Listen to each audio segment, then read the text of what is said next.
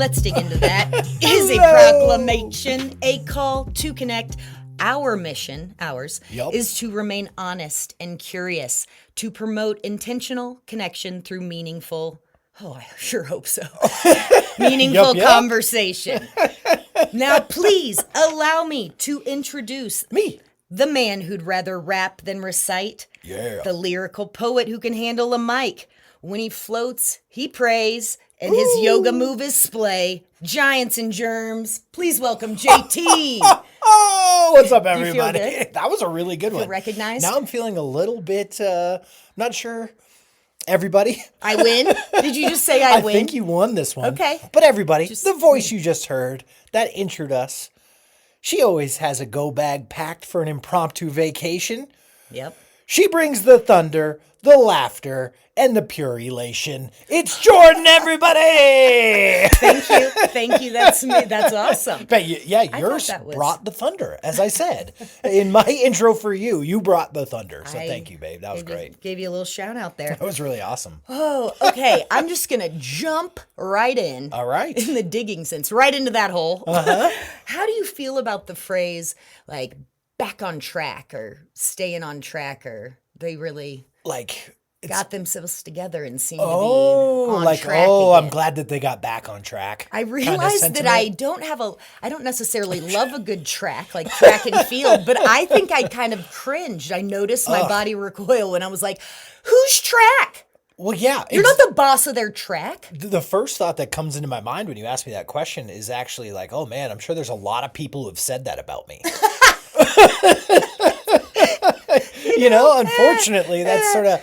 And so, it's good to see you back on track. You got a little ick too? I don't like that at all. Okay. Like, your track doesn't mean my track, and... Have I used it just willy-nilly? I don't know. I'm going to be, obviously, more... I don't think so. Nothing's coming to mind. We would say the same sentiment. But you feel that you've been on the receiving glad end. they got their shit together. Right. And so, I'm curious about who's the coach on the track. Yeah, right? And, that wasn't said to your face. And so... Right, that'd be a conversation someone else was having about me. So what I've done is have a full spiral on milestones. Yes. Yeah. Am Gotcha. I tracking? Are you on the right path for where you're supposed to be? That's I love it. Label. Yeah. I absolutely love it. I'm terrified. My heart is racing and I couldn't figure out why. And I think it's like, let's see what comes up. Milestones. Is there a milestone in your life that you feel like you accomplished and you're proud of? Give me a positive milestone. I graduated from things like that. Seems I got my driver's those license. Are milestones. Yeah. And I think in the traditional sense, and I'm going to just put it right out there, arguably way too linear for my comfort level. Yes. Of this milestone tracker seems like a line with these little cute dots along the way of like first step, first word, first boyfriend, first friend, hopefully in a reverse order. Hopefully you make a friend before you're locked down, a steady. But yeah, those first kisses, but driver's license, graduations, marriage. I did not have children. Right. So that's a milestone I did not reach. And so those are the one that I'm proud of. So we're digging into I'm here. We're digging into that sort of societal expectation, where it comes from, of like the steps of got to do this and then you got to do that. And then like where does that come from and what do we actually feel as opposed to what we think we're supposed to do? Right. American Dream, which seems like a horrifying, framework. Struggling with the going-ons in the world. Yeah, but that it is terrifying. I mean, we'll take a very quiet example. It's not quiet, that bad word choice, but a calm-ish example of like the housing market where it's like, this is impossibly scary and to enter and expensive and yada yada. But that milestone, are we as a culture beating ourselves up if we aren't a homeowner by that notion that we or someone else put in our heads that like by 30 I'm going to be married and a homeowner. Like, that's not bad. I'm not throwing any shade. It's good to have goals and aspirations, for sure. I was going to say, is this going to slip into like a, don't allow them to push you around, just splay. Do your yoga pose a splay. And so. Well, I think we're already getting to it, that goals and milestones, if that's a goal of your own, wonderful. Right. You know, like if you've difference. set that standard for yourself, I think that completely changes, as opposed to, are you just trying to hit the timeline because all of your friends are? Like, where I see myself getting in trouble with these like achievement how milestones, you're measuring them is how the trouble zone. It's unfortunately rooted in comparison, because I'll be the first. You love it. That's your zone. It's sort of, unfortunately, working on it. Zone. It's not a Wingstop commercial. Well, I thought about you flexing your jaw in the mirror, and so I went for it. Well, here's where I really get in trouble when I'm sitting here thinking about these milestones is I'll be dinking on my phone and like LinkedIn or one of the social media. You dink on LinkedIn? I don't dink on the link, but that seems like but it sends me notifications, and I should probably turn them off, because it's like, oh, this person I haven't thought of since high school, and now I get to see what they're up to, where they're at in life, how's it going for them, and sort of think about where I am and make this comparison. And that's where I think milestones can be really dangerous, is if they're rooted in someone else's track. Right. They need to be rooted in your own track, and you need to know what your track is. And so, who hands out that paperwork? I don't know. So is the punchline of what you just described, everyone out there is doing it better? I think that there's a lot of that going on in our culture, where you look and there's a lot of false information that's in the world right now that you get through these social media platforms, and we're more connected than we ever have been, which I think can be very positive. These people, you're right. The danger, it is baffling that someone you have legitimately hasn't crossed your mind in decades. And then there they are, and you are utterly unworthy. It could be that way, but I think what we're all hoping for is, especially if it's someone that you didn't exactly have admiration for, and you're like, oh, I wonder how their life is turning out. Yeah. I wonder if my house is bigger. I wonder if I have the nicer car. I wonder if, my kids are achieving more than their kids. Do they go to I think that that's a real thing in our culture, in our, the keeping up with the Joneses, which is something that we've talked about. Is your milestone rooted in that? Or is it rooted in your own desires on what you would like to achieve, where you'd like to be in your life? A lot of hesitation, a lot of tension on the starting line, because I think that the avenue of like, if I could draw my own track, or then we beating ourselves up, is that when you aren't hitting those at 16, what you put on paper, those particular goals, and what at that starting line, like, what are my options? Right? Can I look through your sample packet of pathways and make my own sushi menu? I think what you're saying... Which sounds kind of great. Right? Yeah. I think what you're saying is a really strong point, because the unknown is always scary to us. Like, that's truly how it works. And we see this model from our parents, from our grandparents, from out in society. This is what everyone else is doing. And then you get this fear because you don't know what else there is. And I think that that's a big part of how we maybe fall short of milestones sometimes, or struggle. Because you said, what if I could draw my own path, my own track? You do. Yes, that's the thing. We've joked about that working genius study, my lack of tenacity, that I would be so fearful of writing the wrong thing, having to commit to, if I at 16 had to say, all right, at 65, let's put this down. Right. And then blood ink. Probably a pretty curly signature. I was using cursive. They don't even teach cursive anymore. Well, but I think that would horrify. Like, my little spirit would shake in like, oh, that's the worst idea I've ever had. Everything would be so. I've said this. We don't have kids.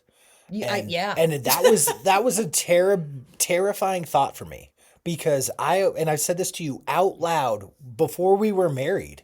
I said, what am I going to do in my 50s? Like, if we don't have kids and I'm not spending my time, and that question came from fear. I don't know. Like, I always envisioned my track that I had created in my own head and these milestone moments that I expect to achieve. I didn't have a different plan. And so the context you sold it in was like you had a better handle. Like there was a, man, I used to. But what you're confirming now live is that, yeah, that it is a, I get that. And for me, I think I was like way less responsibility. Like that never crossed my mind at any age of like, yeah, kids were one pathway of a track. Well, and the other one was like, oh, woohoo. And what I'm saying, and I'm not sure it's coming through clearly, is as a teenager in my early 20s, my thought process was that I would have kids and that I would be the coach of their team and that I would be going to parent-teacher conferences and I would be taking them to practices and getting them involved in music. And so that would be occupying my time at that stage of my life. How is my time going to be spent if that's not what I'm doing? And it was terrifying. That's all I'm trying to say. Of like, I had mapped out this course already. Yep. And when it didn't go that way, what's the new course? What am I going to do? Scary. That milestone dropped right out. Yeah, absolutely. Are kids in your future? No. You don't know. You don't know. Moses. You don't know. This episode of Let's Dig Into That is brought to you by Lifetimeline, because conformity never felt so empty. Are you 40 and still haven't bought a house, had 2.5 kids, run a half marathon while drinking celery juice? Don't panic. Lifetimeline is here to remind you you're behind. With our patented achievement anxiety, you'll compare yourself to childhood acquaintances and question your worth daily. Subscribe now and get a free shame spiral every time your cousin posts a gender reveal. That's Lifetimeline, because what's personal growth without a little self-loathing? Lifetimeline, now available in midlife crisis gray. So the kiddo, the parenthood milestone marker, being so highly valued, which is fair. I think all of us, like our particular demographic, we were pro-procreation. Absolutely. We were double pro. Yep. And so how does that, I don't know, feel in your body? Like where does that stand? Are you shameful about it? Are you feel an emptiness? Is there an undying emptiness I don't know about? Well, there's something that has to happen is we set these milestones for ourselves. And I really do think that a lot of people follow this track. They have their own thought process of where they'd like to be in their life at certain stages, right? What do we do when we fall short or it doesn't work out the way we thought? There's a lot of folks, and I think that the generations like Gen X and the millennial generations that we fall into actually are getting a lot of flack for not adjusting well, not coming up with a new plan. And so I don't feel emptiness. I don't feel this lack of, because I was given the opportunity to self-reflect, be resilient, and figure out what else it was I wanted. Because really what this all comes down to is, what is the life that you want for yourself? And most of us are working on a pattern, working on a template that was designed by someone else. And there's a lot of have-tos. There is, but the way that it feels in my body to not be a father is, what an opportunity to shift and figure out what it is that's going to make me feel whole. And when I framed it in that perspective, it doesn't have a negative connotation in my body. It has a positive outlook. It's an opportunity because, yes, we had some challenges when it comes to kids, but ultimately it was a decision. And I'm comfortable with that decision that we made. And we did attempt to feign control. Props, shout out, yep. Absolutely. And so I hope that answers your question. Like in my body, I don't have this like visceral inside of me void. Because I took the time to self-reflect and realize this is an opportunity to transition and figure out what it is that really makes me feel whole. And it does, great answer. It does break my heart because I know and adore individuals that were destined and on the quest, and most of them have fulfilled that. But my heart goes out to when that path is just jackknifed over and over again. Yes. That is a really, so I agree that the self-reflection and that kind of sense of closure around that, for me, it was more real estate than children. At what I remember all points of life being like, I had higher land goals than I did, legacy in, Well, it's important in my mind to recognize that I feel the happiest people in our society are the ones that are strong in the ability to adapt. Adaptability is such a huge, important thing because as much as we try to set these milestones and this path that we're going to follow, we're not in control of that.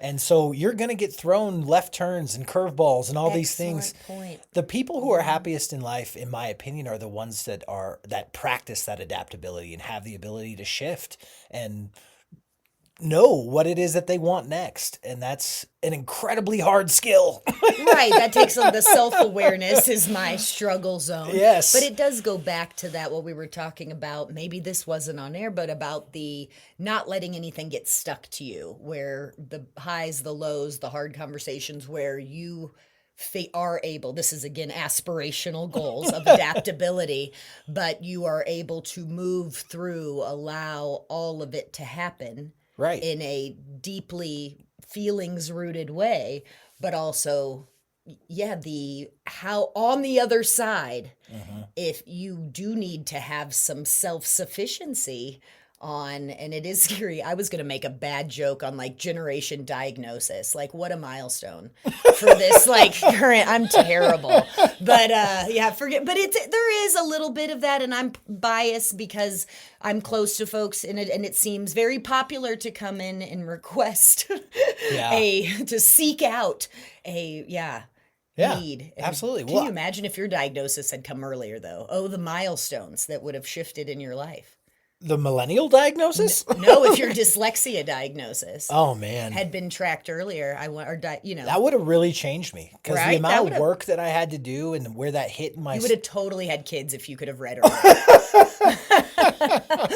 write. Thank goodness he gets me, people. Thank goodness he gets me. I want to know more about like I think we all do it, and how I'm winning at milestones. Well, I want to know about your milestones, and I want to frame it in this context. So you're 40. 41, actually. 41, actually. Yeah. When you were 25, that sort of path, those milestones that you had set out in front of you, what did that look like? And what does it look like in retrospect?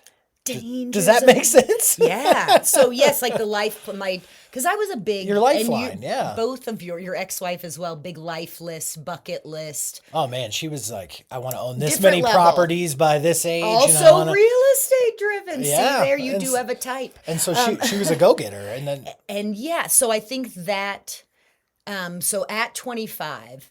Yeah. Kind of where I saw. Where'd you see your life? What were the milestones you were expecting to hit? I want to ask you first every time. I can go first. Okay. You want me to do that first? I mean, we kind of already did it. Because I can smell an overshare coming on my end, so let's set some. Mine was unfortunately so cookie cutter. You know, it was we aren't surprised. By 30, I wanted to be married. By 32, I wanted to have a kid. I wanted to own a house before we had our first child. I had these milestones set forth when I was 25 years old on where I'd be.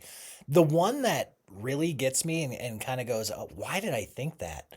But I wanted to make a certain amount of money by a certain age. And I was like, if I'm 35 and not making six figures, I'm failing. Milestones. That's an excellent, workplace. Yeah. And so where I sit in those milestones is I learned the hard way through a lot of trauma that was never my path. And I knew that deep down in my core.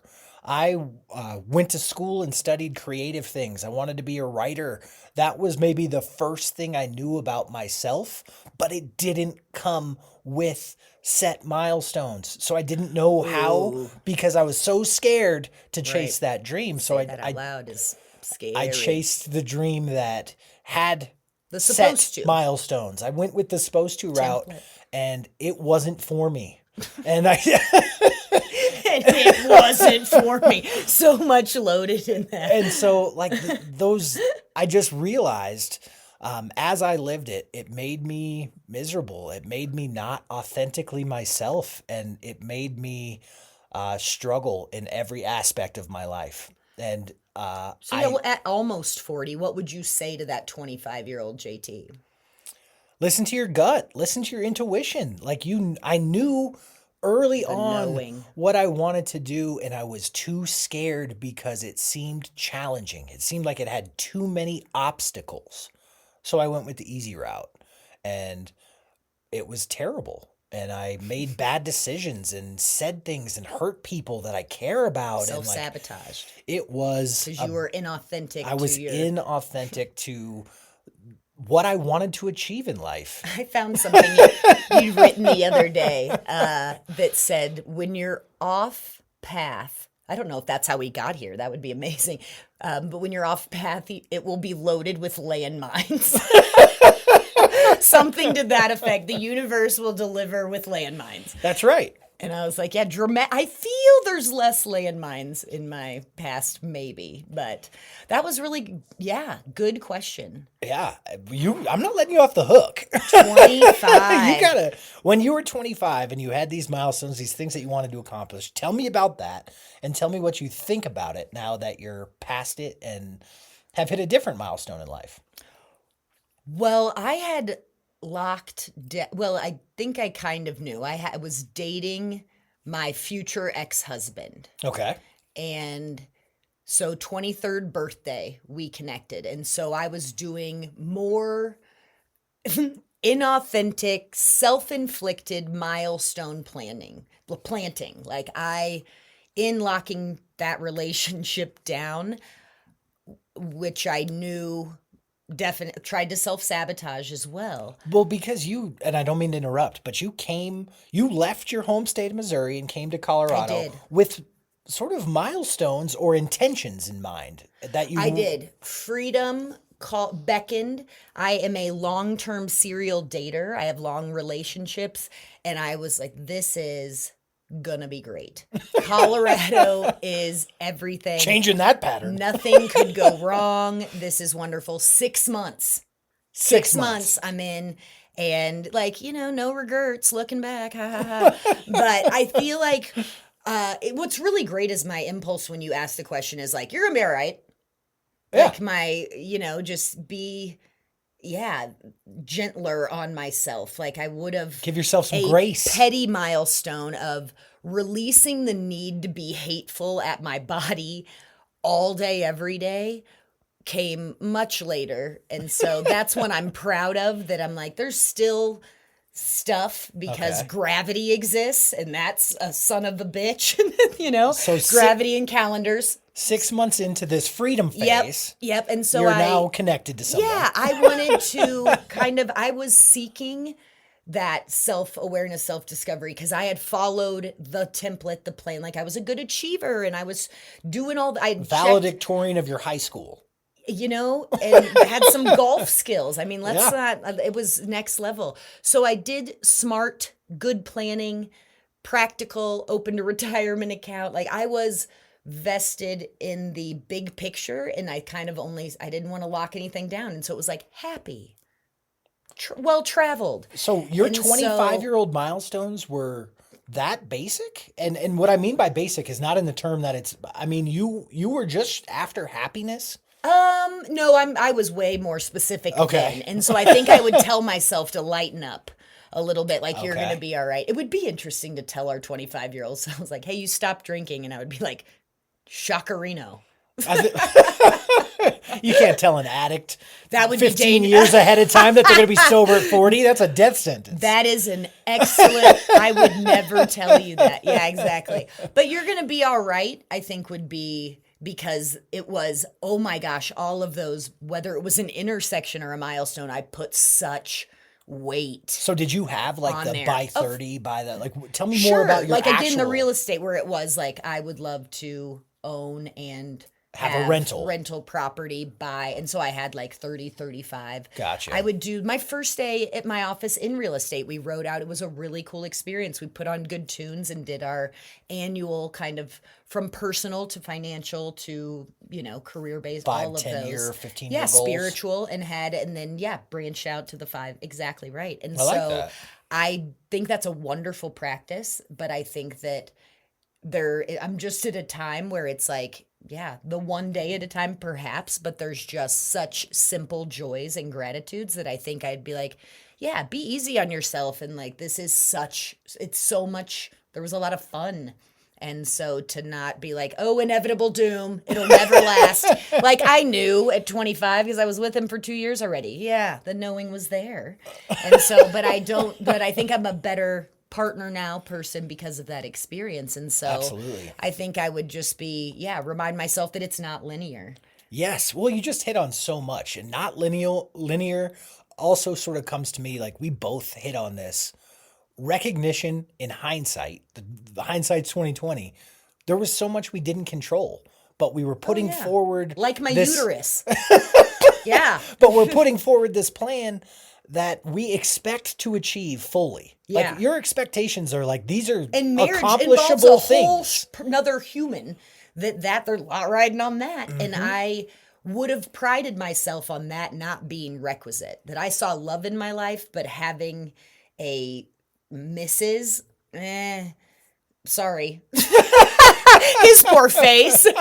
But that wasn't it. But I saw more big adventure than but I also am not at all trying to discount the wiring of someone's big old heart going, oh, that's what makes me feel, and someone wanting to be a parent in that same way. But I think that I probably just go real hard with my friends and they know a lot. And so I consider myself lucky to share in the depth of those relationships. On the kid thing, if you would have told your 25-year-old self, dangerous like the addict side of like, oh, heartbreak, or better to know earlier the better. Like, don't get your hopes up, punk. It's so that's a crazy question that doesn't believe in real life.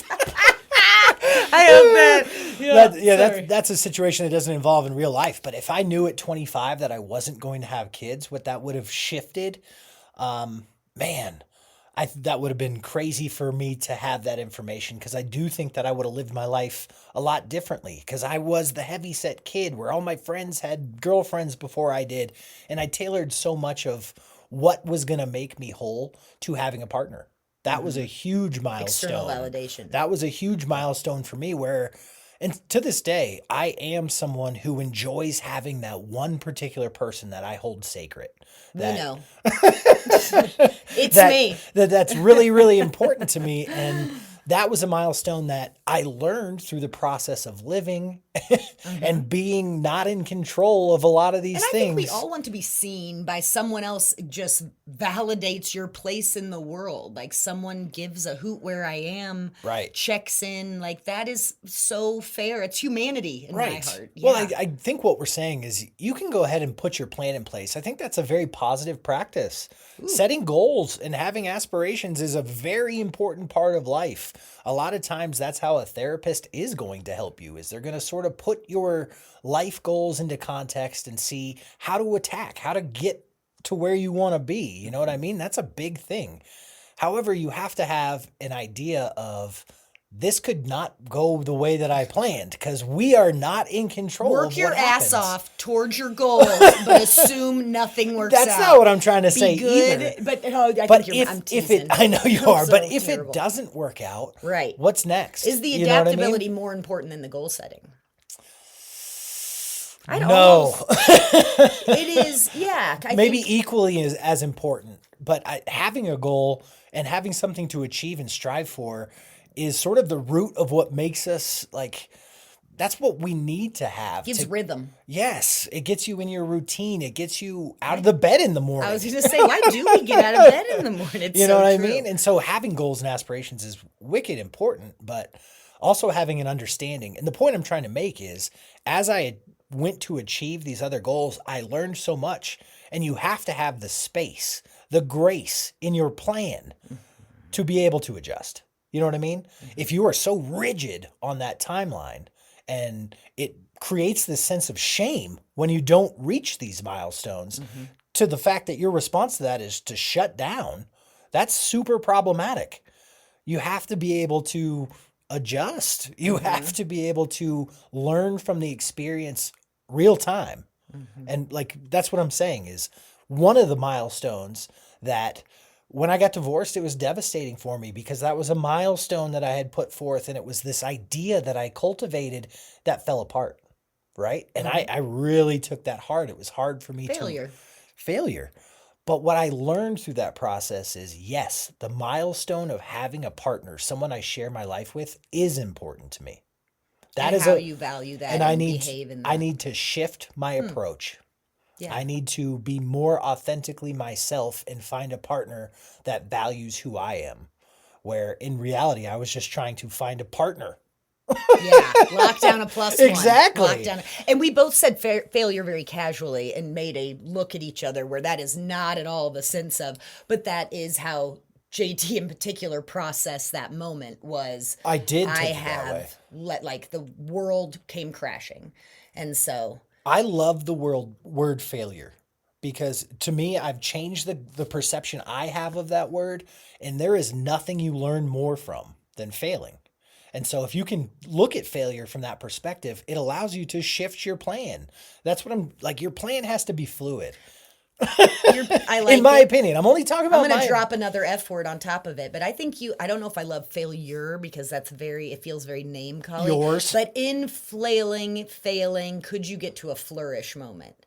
Yes. Like that's where I feel like in the process of, it does take some time, to look back but I feel like the biggest, most exciting, the shit that makes me came from like the path going terribly awry, the plan going. Your plan getting blown up. Yeah. Yeah. And so I think my non-commitment issues have protected me, a lot of self-protection going on in the, like when I found out that like, oh, it's going to be difficult for you to build a traditional family, that I was like, I need to spin this and make it cool. I think this is my PSA. You were like, cool. I'm going to go live in Asia. I'm going to go because I was like, all right, then just my adaptability was I can give myself I could have a baby tonight if I wanted to.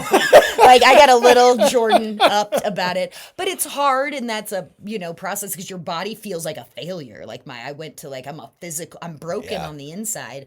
And that was a different self-discovery, like recovery process a little bit there. I don't mean to make this about myself. We've talked about how that's kind of why we're here. It's okay. But I can relate and I can empathize with my body failed. I had a doctor tell me we had a great relationship. You had a pediatrician say you're going to have fertility issues. Yes, I did. Yeah. That's an intense. But I remember getting the call of, hey, kids are really not a part of your future, and talking to my doctor about it. And we've sort of talked about that. This was sort of a guy I had seen my entire life. And so he was candid and he was funny and he tried to, and he said, your sperm are like the kids with their shirts on at the pool. They're not going anywhere. And chilling by the slide. Yes, I chuckled at that, but it was a devastating feeling for sure. And it felt like I was unable to do this thing. And so I can relate to what you're saying there. He tried so hard to make it, and now I'm like JT's concession stand shame. I can't go near the smell of pretzels at a pool. But no, a PSA for the people that surround you and your support system, because to feel like, and we've been beating this, I shouldn't say beating the kid analogy. Yeah, that went awry. No, rewind. But in lieu of overuse of that particular one, but if all of your girlfriends or family, if your group, if your posse is all getting promoted at work and you're not, everybody upgraded the whip and has the new car and, you're feeling left behind, I do think that it's an important assessment where if that promotion is giving you why you get up in the mornings, you're like, I'm hungry for it. Right. I'm going to get it. I am hustling hard. Then by all means, you're doing the right stuff.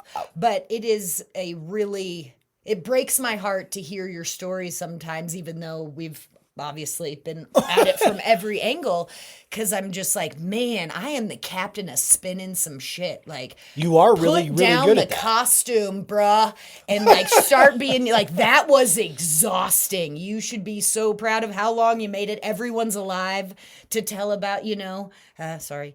But, but I think that there's, some pride in, I needed to be called on my shit of not having a clue who I was. Right. And putting all of the power in what was in my environment and who surrounded me. And like the wake up call was traumatic, to use your word. Yeah. But yeah, here you are. You're hitting the nail on the head. You're getting to the meat of what I truly believe about these milestones. And when you are seeing other people's success and you're having a feeling, a reaction to so and so bought a house, my best friend just had a kid, my older sister's having a kid, or something like that. That is a wonderful indicator. Like that is what matters on exactly. That is a wonderful indication for yourself to do some self-reflection on, like, where do I want to be? I'm watching these other people, but what you have to separate is it has to be what's going to make you whole. And having those external sort of inputs makes it really challenging to know what is it that I want, because you're seeing all this happening along the outside world. But you need to be able to have that opportunity to self-reflect and think about what it is that's going to make you whole. You know what I mean? Mm-hmm. So I think you're going to get into it seems like what are the milestones we aren't recognizing? Exactly. Like, that's a huge freaking deal. Right. And we should be taking a moment to acknowledge. We prepared a list. Yeah. Well, and I do have one before we segue into that, because it's a huge topic that I'm fascinated by. And I think I would come up with way too many. So prepare yourself. Everybody, pen and paper. Yeah. But is being chosen, like, now where you are, just personal opinion, overrated? Being chosen, as in picked by someone to spend their life with? However you want to spin it. In the promotion career way, in the particular marriage or committed relationship, whatever that looks like way, and being chosen, you could say, by your God to be a parent. I don't know. Is that a stretch? But, That's wow. Like, that's a philosophical question in my mind, but, like, I love to be chosen. When I get the job and I'm the pick, that feels amazing. When someone wants to spend their time with me, that feels amazing. And so do I think that that's overrated? Mm-hmm. No. But I do think that it's a milestone that we can recognize and feel good about ourselves as something that makes us feel more whole. Like, ooh, I got chosen. I'm the pick for this job. You keep throwing around this feeling whole, which I like. It sounds tasty, but can I be flawed and whole?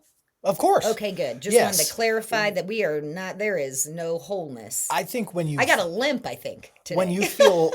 When I say a feeling of wholeness, it means that there isn't a massive void. Humanness. Exactly. It's a bit of humanity. Thank you for clarifying. Feeling whole can very much, I am feeling depressed today, but I'm sitting with it.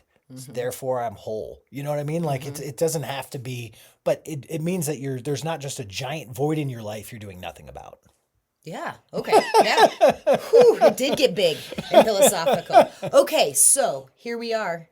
Some good milestones that we are not, like, we all know the Sex and the City episode of, like, I didn't have kids, we're having all of these showers and parties and celebrations and receptions, and what about, and so. Can I say my favorite one? Yes. My favorite one was relying on your boundaries and using therapy words to get out of a family event. I thought that was that's a milestone worth celebrating, is you boundaried up for the first time and protected what was sacred to you. I think that's a really powerful one.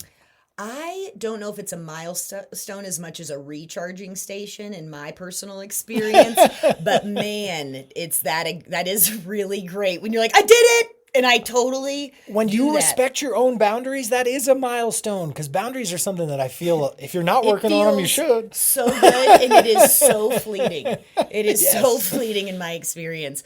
But that's a really good one. I like it. Well, I just want people to recognize, like, we set these giant milestones. They're traditional. That's what we're saying, is maybe revisit the linear traditional model. Exactly. There are other things worth celebrating that we accomplish, and they're basically, I think of a milestone as a growth moment. And if you can celebrate a moment of growth, it feels like you're on track. You know what I mean? To get back to how we started this episode. Yeah. Do we like it more now? How do we feel? Checking in on your track is your track. No one should be no one should be commenting on your track. Don't let that track drive you. You own those curves. It's like when someone else says, "I'm so glad they're back on track," that is condescending. That is just, it's your own track. Don't judge my track. It is a little gossipy. It's true. Yeah. Can I insert a milestone in your life plan? Yeah, let's do it. took a nap instead of seeking validation. Oh, yeah, that would be a huge step for me. I'll work on that. Took a nap. Just took a nap. I'm not a great napper. Oh, well, And okay. I love me some validation. Can I say took a walk? Took a shower? We'll just frame it as we're able to sit with my own emotions as opposed to seeking outside validation to get the check mark next to my own feelings. We will be checking in at the kickoff of season 4. Yeah. Do you want? I mean, I think there's. What else you the got on there? boundary ones are good. Like if you didn't pick up the phone because you were just too tuckered, or said no to the thing that you are always saying yes to, that those milestones matter for your own, for my own personal mindset and well-being. I think a milestone that is often overshadowed because it can come with a lot of other stuff that are challenges. But when you take the time and plan in your life to go somewhere else, to take a vacation, to take time off, to take time away, that's a milestone, in my opinion. Like, you have set yourself up for an opportunity to take care of yourself. And I don't think people look at that enough as, we get the built-in 2 weeks off in your full-time job. When you plan an event to go and do something outside of the normal of your life, that should be cherished and celebrated. That is, you took the time to do something outside of your routine. That's a milestone. That's a growth moment. Just for a little dose of Jordan, like my inner monologue would call that, don't be a puss. Where it's I'm going to go do that thing that sounds intriguing, kind of fun, not something miserable, but I kind of always wanted to. And the outside the comfort zone milestone of that, there was that time, there was that season of my life where I even made my monthly goals yesterday and put 4 new adventures because the season's coming to a close and there's a lot of, they're always changing, I should say. And I got to capitalize on the opportunities that exist out there. Right. Man, my poor 25-year-old self. I'm just thinking about that. I mean, she was pretty, 23, I would have had a much different conversation. Yeah. I might have written it down and called it yet another manifesto. I get that. I really do get it. And now it's time for Yeditations, the thoughts in our brains keeping us from meditating. Get this. Did you know on July 13th of this year, stamps went up to 78 cents? Holy criminy, no one tell Jordan because she will lose her mind. Her favorite thing to do to connect and touch base and get those touches with her people is to send some snail mail. But now, if you want to send a greeting card, you got to spend $6 on that, followed by a $1 stamp. It's like you can't really send someone something nice unless you spend $10. Ooh, I hope she doesn't listen back to this episode and hear this news. I'm out. This has been Yeditations. My non-traditional milestone I'm sticking to, wanting to celebrate, is just the being okay with just being okay. Yeah. Yeah, giving myself that space to decide what is my personal definition of success.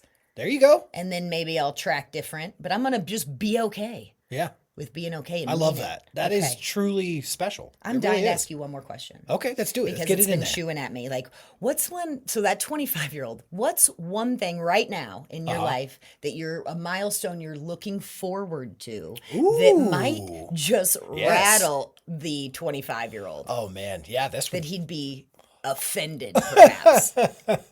That's an easy one for me. I am 38 years old. Ish. I'm so excited to be 40. I'm ready.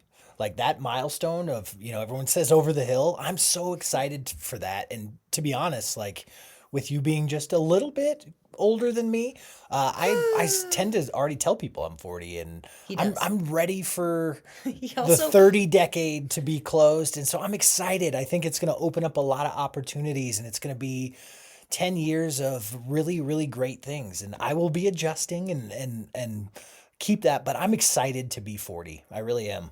That is, that 25-year-old being like, you're childless and pumped to be 40. And oh, God, and you don't drink. My 25-year-old self might be like, he's lucky to be alive, but. And on that, we all know that like 56 is the new 25. Is that how the line goes? Is that it? Well, I used, when I was younger, I was like, that's so dumb that like, 40's the new 30 and blah. I totally feel that.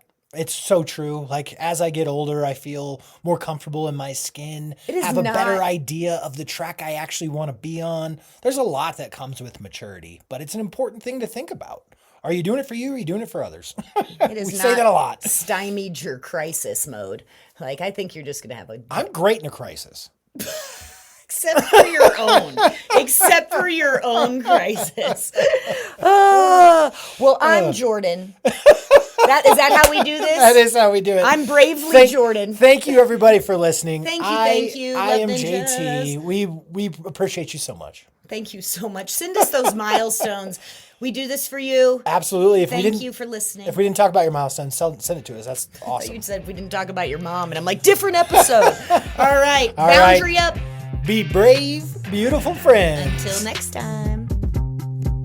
If you enjoyed this conversation, it would mean the world to us if you had a second to share this episode or your favorite episode.